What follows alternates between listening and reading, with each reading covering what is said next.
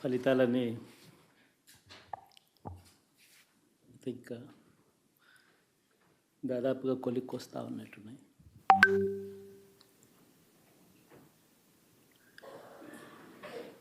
చూసిన ఫలితాలు జరిగిన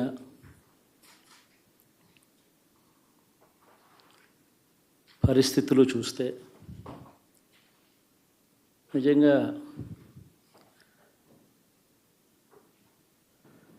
ఆశ్చర్యంగా కూడా ఉన్నాయి.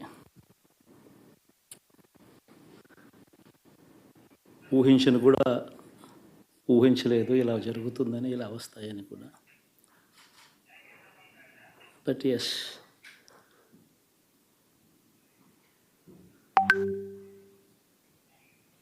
అమ్మఒడి అందుకున్న 53 లక్షల మంది తల్లులకు మంచి చేసిన, పిల్లలు బాగుండాలి, వాళ్ళ చదువులు బాగుండాలని తాపత్రయపడుతూ అడుగులు వేసాం. మరి అక్క చెల్లెమ్మల ఓట్లు ఏమయ్యాయో తెలీదు. 66 లక్షల మంది అవ్వాతాతలకు, వితంతులకు, వికలాంగులకు గతంలో ఎప్పుడు జరగని విధంగా మంచి చేసాం. వారి కష్టాల్లో తోడుగా ఉంటూ, వారి కష్టాన్ని అర్థం చేసుకుంటూ, వారి ఇంటికే పంపించే వ్యవస్థను సైతం తీసుకొస్తూ, గతంలో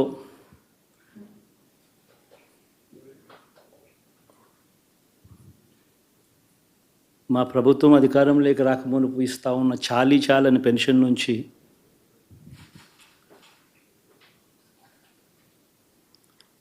ఎంతో మంచి చేస్తూ అడుగులు వేసినా కూడా ఆ అవ్వాతాతలు చూపిన ఆప్యాయత ఏమైందో కూడా తెలియడం లేదు. దాదాపుగా 1,05,00,000 మందికి, పొదుపు సంఘాల అక్క చెల్లెమ్మలకు మంచి జరిగిస్తూ, వారి కష్టాలనే మా కష్టాలుగా భావిస్తూ,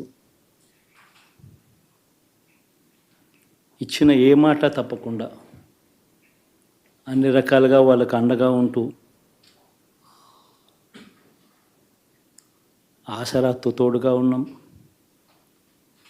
సున్నా వడ్డీతో సైతం అండగా ఉన్నాం, చేయూత సైతం తోడుగా ఉంటూ నిలిచాం. మరి ఆ 1,05,00,000 మంది అక్క చెల్లెమ్మల ప్రేమాభిమానాలు ఏమయ్యాయో తెలియవు. 26 లక్షల మంది చేయూతను అందుకుంటున్న అక్క చెల్లెమ్మలు, వారి ఆప్యాయత ఏమైందో తెలీదు.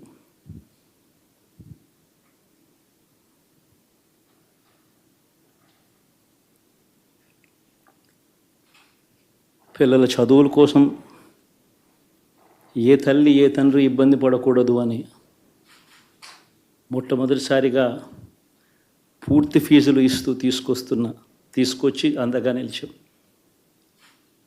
చదువుల్లో ఎప్పుడూ చూడని మార్పులు తీసుకొచ్చాం. దాదాపుగా 12 లక్షల మందికి సంవత్సరానికి మంచి జరిగిస్తూ, ఆ పిల్లలు, ఆ తల్లుల అభిమానం ఏమైందో కూడా తెలియదు.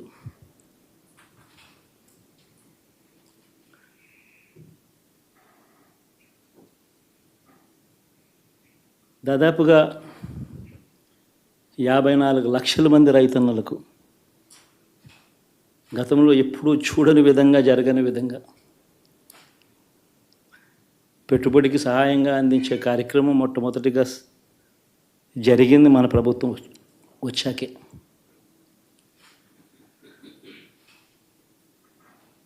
మరి అంతగా రైతన్నలకు తోడుగా ఉంటూ, రైతన్నలకు రైతు భరోసా ఇవ్వడం కానీ,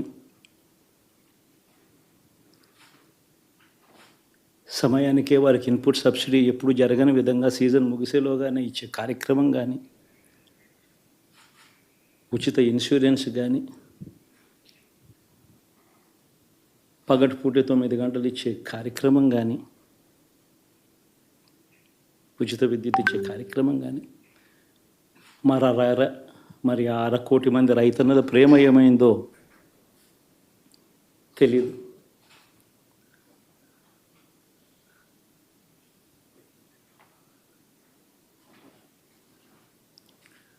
మరి ఇన్ని కోట్ల మందికి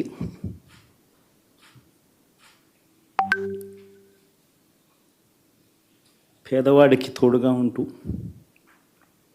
ఆటో డ్రైవర్లు నడుపుకుంటా ఉన్న వాళ్ళు ఆటోలు తోలుకుంటూ టాక్సీలు తోలుకుంటూ ఇబ్బంది పడకూడదని వారికి అండగా ఉంటూ ఓ వాహనమిత్ర, నేతన్నలకు అండగా ఉంటూ ఓ నేతన్న నేస్తం, మత్స్యకారులకు తోడుగా ఉంటూ మత్స్యకార భరోసా, ఫుట్పాత్ మీద చిన్న చిన్న ఇడ్లీ షాపులు పెట్టుకొని నడుపుకుంటూ, చిన్న చిన్న బంకులు పెట్టుకొని నడుపుకుంటూ, చిన్న చిన్న వ్యాపారాలు చేసుకుంటా ఉన్న వీళ్లకు, నా అక్క చెల్లెమ్మలకు, నా అన్నదమ్మలకు మంచి జరగాలని ఆరాటపడుతూ వాళ్ళకు ఒక తోడు, నా రజకులకు, నా నాయి బ్రాహ్మణులకు, నా టైలర్లకు అని అండగా ఉంటూ వారికి ఒక చేదోడు. మరి ఇన్ని లక్షల మందికి ఇంత మంచి చేసి, ఇన్ని కోట్ల మందికి, లక్షలు కూడా కాదు, కోట్ల మందికి మంచి జరిగించి, ఎప్పుడు జరగని విధంగా మేనిఫెస్టో అంటే ఒక చెత్తబుట్టలో పడేసే డాక్యుమెంట్ కాదు.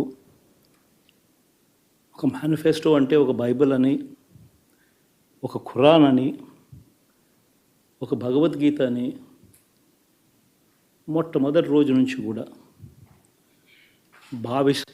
భావిస్తూ ఏకంగా 99% వాగ్దానాలు అమలు చేసి అంతే చిత్తశుద్ధితో ఆ మేనిఫెస్టోను కూడా అక్క చెల్లెమ్మల ఇంట్లోకి తీసుకొని వెళ్ళి చూపించి మీరే టిక్కు పెట్టండి అనే నిబద్ధత గల ప్రభుత్వంగా పనిచేసాం. ఇప్పుడు జరగని విధంగా పిల్లల చదువులు, పేదరికం పోవాలి అని అంటే పిల్లల చదువులకు క్వాలిటీ ఎడ్యుకేషన్ అవసరం అని మొట్టమొదటిసారిగా ఇంగ్లీష్ మీడియంను వ్యతిరేకిస్తున్న వాళ్ళందరూ పెత్తందారులతో యుద్ధం చేసి సైతం పిల్లలకి ఇంగ్లీష్ మీడియం తీసుకొని రావడమే కాకుండా టోఫుల్, ఐబీ లాంటి కళలు కూడా కలం. ఆ పేద పిల్లలకు అండగా నిలబడాలని, తోడుగా ఉండాలని, వారి చరిత్రలు మార్చాలని, ఎప్పుడు చూడని విధంగా గ్రామ స్థాయిలోనే సచివాలయ వ్యవస్థ, వాలంటీర్ల వ్యవస్థ తీసుకొచ్చి ప్రతి ఇంటికి సేవను అందించే కార్యక్రమం చేశాం. వివక్ష లేకుండా, కరప్షన్ లేకుండా దాదాపుగా 2,70,000 కోట్ల రూపాయల పైచిలకు ఇంటి వద్దకి అందించగలిగాం.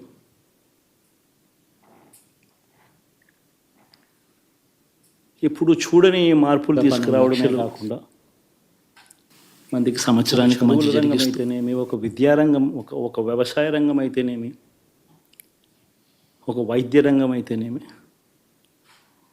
ఏ పేదవాడు ఎప్పుడూ ఇబ్బంది పడకూడదు అని ఎప్పుడు ఊహించని విధంగా మార్పులు తీసుకొస్తూ పేదవాడికి అండగా నిలబడగలిగాం. విమెన్ ఎంపవర్మెంట్ అంటే ఇది, మహిళా సాధికారత ఇది అంటే ఇది అని ప్రపంచానికి చాటి చెప్పగలిగాం. సోషల్ జస్టిస్ అంటే, సామాజిక న్యాయం అంటే ఇది అని ప్రపంచానికి చూపించగలిగాం. మరి ఇన్ని గొప్ప మార్పులు చేసిన తర్వాత, ఇన్ని కోట్ల మందికి మంచి జరిగిన తర్వాత మరి అభిమానం ఏమైందో, ఆ ఆప్యాయత ఏమైందో తెలీదు.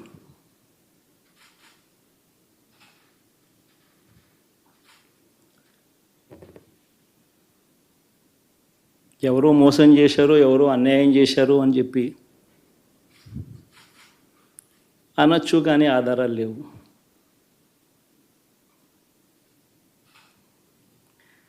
ఏం జరిగిందో దేవుడికి తెలుసు. పెద్ద నేనైతే చేయగలిగింది ఏమీ లేదు. ప్రజల తీర్పు తీసుకుంటాం, కానీ మంచి చేయడానికి మాత్రం ప్రజలకు తోడుగా ఖచ్చితంగా ఉంటాం. వాయిస్ ఆఫ్ ది వాయిస్లెస్ కింద ఈ పార్టీ తాను చేయాల్సిన పని తప్పకుండా చేస్తుంది. పేదవాడికి అండగా ఉండే కార్యక్రమంలో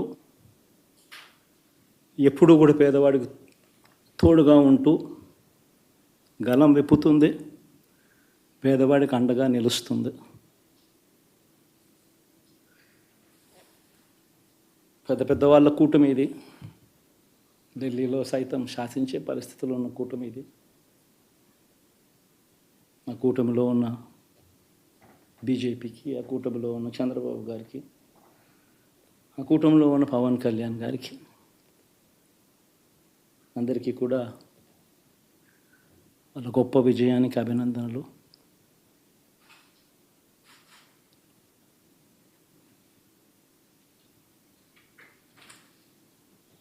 ఓడిపోయినా కూడా నా ప్రతి కష్టంలో కూడా తోడుగా అండగా నిలబడిన నా ప్రతి నాయకుడికి, ప్రతి కార్యకర్తకు, ప్రతి వాలంటీర్కు, ప్రతి ఇంట్లో నుంచి వచ్చిన ప్రతి స్టార్ క్యాంపెయినర్గా నాకు తోడుగా నిలబడిన నా అక్క చెల్లెమ్మలకు, అన్నదమ్ములకు, మీ అందరికీ మనస్ఫూర్తిగా మీ అందరికీ కూడా కృతజ్ఞతలు తెలియజేస్తా ఉన్నాను. ఏం జరిగిందో తెలియదు, కానీ ఏమి చేసినా, ఎంత చేసినా ఇంకా 40% ఓటు బ్యాంకు మాత్రం తగ్గించలేకపోయారు. ఖచ్చితంగా మళ్ళీ ఇక్కడి నుంచి లేస్తాం.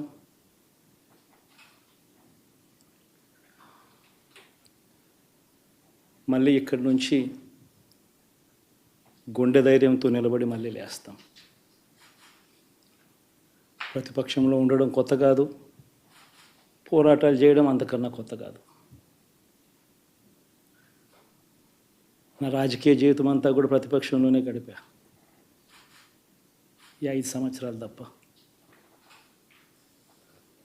పోరాటాలే చేశా. రాజకీయ జీవితంలో ఎవడు చూడని కష్టాలు కూడా అనుభవించా.